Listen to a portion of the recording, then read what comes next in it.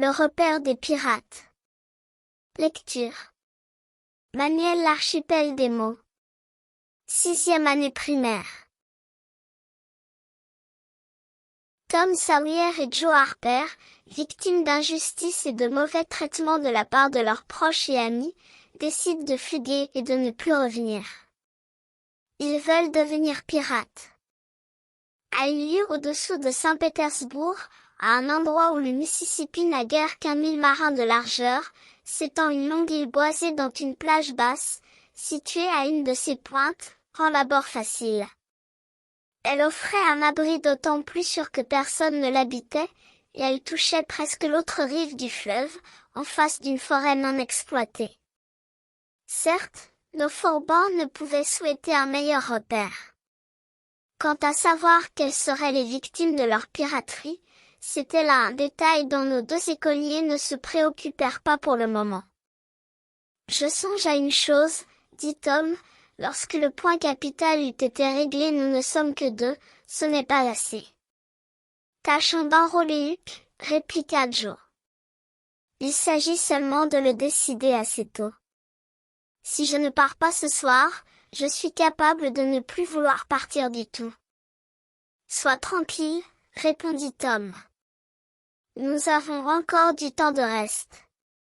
Les pirates ne se mettent jamais en route en plein jour. Huck sera ravi d'en être. C'est justement l'homme qu'il nous faut, il connaît notre repère mieux que nous. En effet, Huckleberry Finn, qu'ils rencontrèrent flânant sur la grande place, consentit sans peine à se joindre à eux, car toutes les carrières lui semblaient bonnes, pour peu qu'elles eussent le charme de la nouveauté. Tom exposa son plan de campagne, et il fut décidé qu'il se retrouverait à minuit, l'heure de crime, à un endroit désert situé à 2 milles au-dessus de la ville. Il y avait là un petit radeau dont on s'emparait à l'abordage, afin de gagner le repère. Chacun devait apporter sa canne à pêche et les vivres qu'il pourrait se procurer. Vers minuit, Tom arriva avec un jambon bouilli et diverses autres provisions. Son premier soin fut de se cacher dans un épais taillis au sommet d'une colline qui dominait le lieu du rendez-vous. Les étoiles brillaient et rien ne bougeait. Il prêta l'oreille, aucun bruit ne troublait le silence. Alors il siffla doucement. Un coup de sifflet lui répondit du bas de la colline. Il répéta 2 fois ce signal avec le même résultat, puis une voix cria. « Qui va là ?» Tom Sawyer, le corsaire noir. Nommez-vous. Huck Finn aux mains rouges. Joe Harper, la terreur des mers. Cet homme qui avait fourni à ses complices ses surnoms empruntés à un de ses livres favoris. C'est bien. Donnez le mot d'ordre. 2 voix caverneuses répliquèrent en chœur. Sang et tonnerre. Sur ce, Tom, lançant son jambon le long de la colline escarpée, prit le même chemin, au grand dommage de sa peau et de ses vêtements. Il aurait pu rejoindre ses amis en suivant un sentier très commode, mais cette route n'offrait aucun des dangers, aucune des difficultés que recherchent les flibustiers.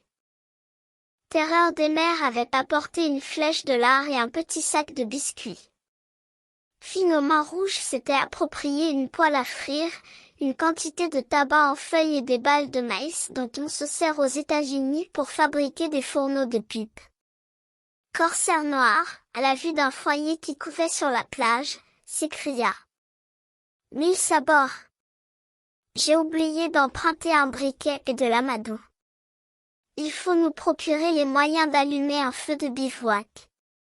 Que serions-nous devenus si je n'avais pas songé à cela ?» Nos pirates se dirigèrent donc vers le brasier à moitié éteint. L'expédition fut menée d'une façon très imposante.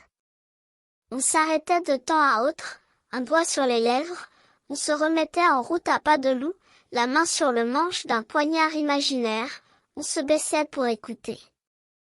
Chut, disait Tom, si l'ennemi bouge, enfoncez la lame jusqu'à la garde.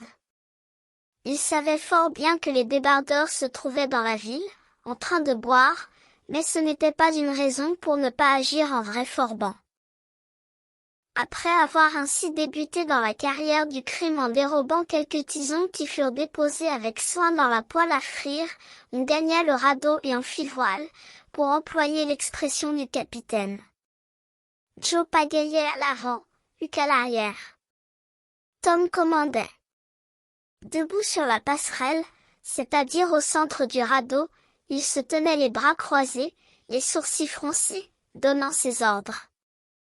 Mark Twain, Les aventures de Tom Sawyer, 1876. Des mots, encore des mots. Pour parler des qualités d'un aventurier, tu peux utiliser des adjectifs. Fort, courageux, audacieux, intelligent, brave, téméraire, prudent, rusé, hardi, intrépide, honnête, vaillant, serviable, bon, valeureux.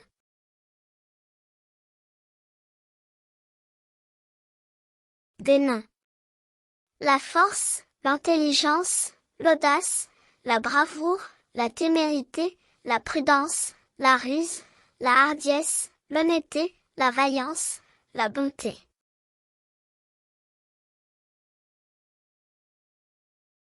Merci.